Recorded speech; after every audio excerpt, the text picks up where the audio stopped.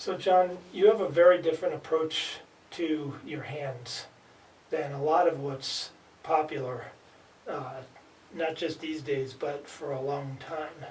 And I wonder if you can talk about why you have that different approach. Sure. My thought is based off of sound. So I never was able to get the sound that I wanted with the techniques that I had been taught or that I learned from people or that I saw other people use. And it took a long time for me to get the drumstick in the proper position in my hand to where I could get the sound that I was happy with. Now the drums are certainly different than the cymbals too, so you got that whole other thing going on. And that isn't, you haven't even addressed the feet, which also go with this, True. which is a whole nother lesson we'll get into at another time, and the cymbals also, but just drums, say snare, high tom, low tom, the fact is, you know, I had a range of motion going around and through the drums, but once I got that motion or that transition stroke, I was never really happy with the sound. Nothing would happen from there. So what really came about was, I think, frustration and opening up to a situation which called on other things to be open for me to come into and be aware of, which I call a four-spirit approach, which deals with the drum set taking on four spirits, because after all, it comes from four people losing their jobs and one person putting everything together and making a drum set. So that's how that came about.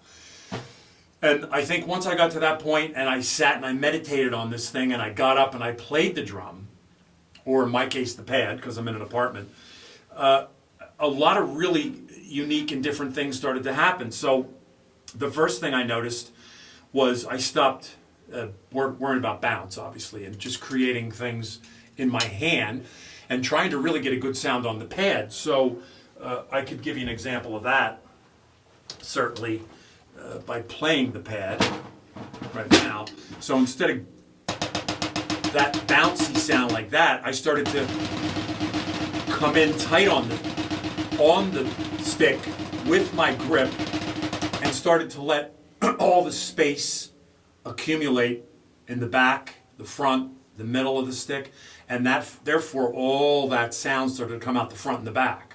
So there wasn't this incredibly crazy squeezing with the index finger and thumb where everything got stopped here and just came out the back. So really my stomach would hear all these great sounds. And I really never heard it here.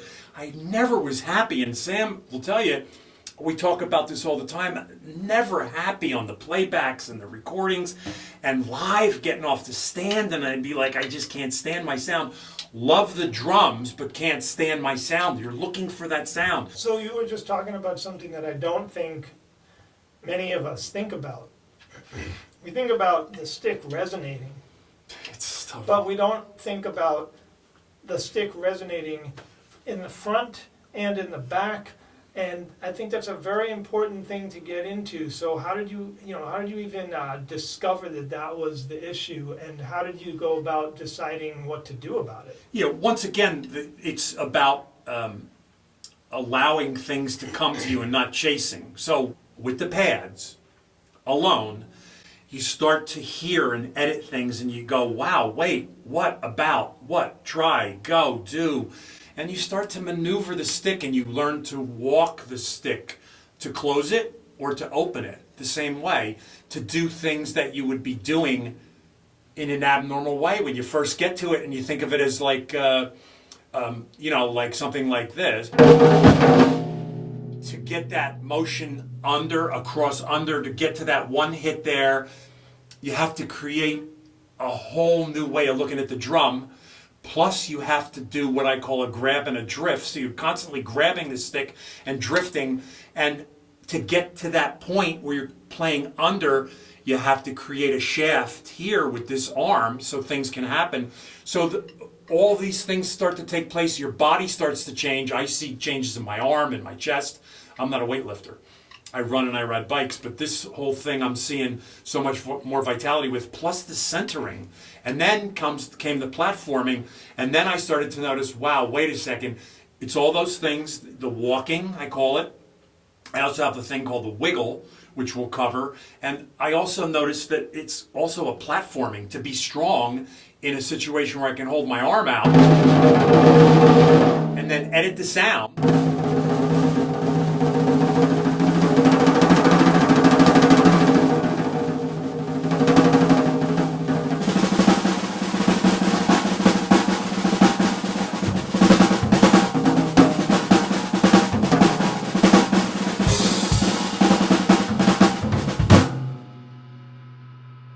And start to go for things, not lose my frame of reference in my breathing so I can go for longer periods, start to work the feet in, which we'll talk about, but all that came from holding the stick in a way which I've never held it, or which our forefathers professed, if you will. I just came up with this way of squeezing, or I call it grabbing the stick, and giving up certain sounds to get these motions.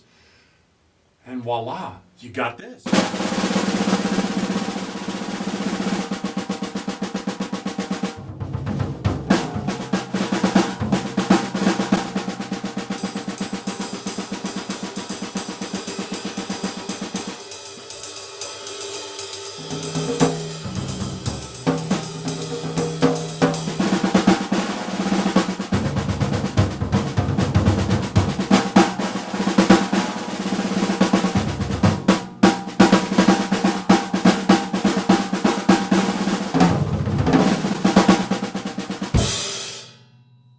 Those things come from the platforming, the shoulder, the upper arm, the lower arm, not the fingers all the time.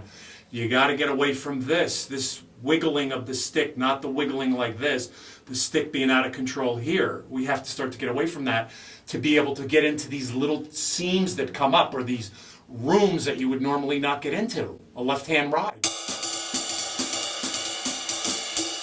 which is a different character than this.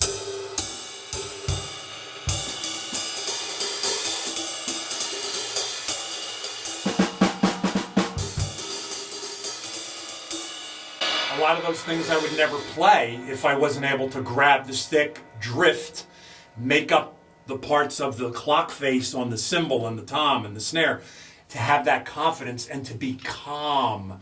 That's what this gives you. So that grabbing, that tightness, you need that. This looseness is great, I guess, if you're playing just a snare drum.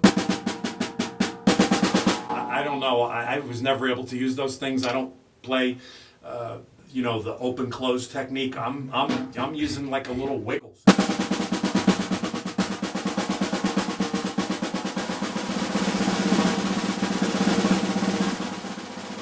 Or I'm walking the stick.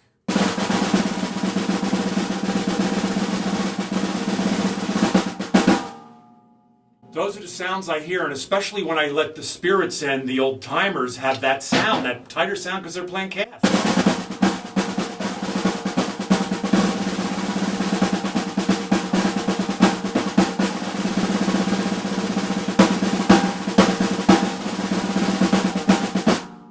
Accents are actually like places to rest, where most people would think the accent is where you're doing most of the work.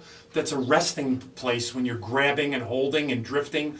That's a place where you just get to like relax a little bit. So Yeah, there are a lot of things that you mentioned, and so I know that we're going to get into each one of them individually. Yeah. That's great, and thanks for answering that. And tremendous playing too. It's great to be sitting right next to you while you're playing like this. Thanks, It's a lot of fun. Feel it in here, man, and the sound's great. So we'll come back to another lesson, and we'll start to break down all that you talked about into individual components. Sounds great. Thank All you. right. Beautiful.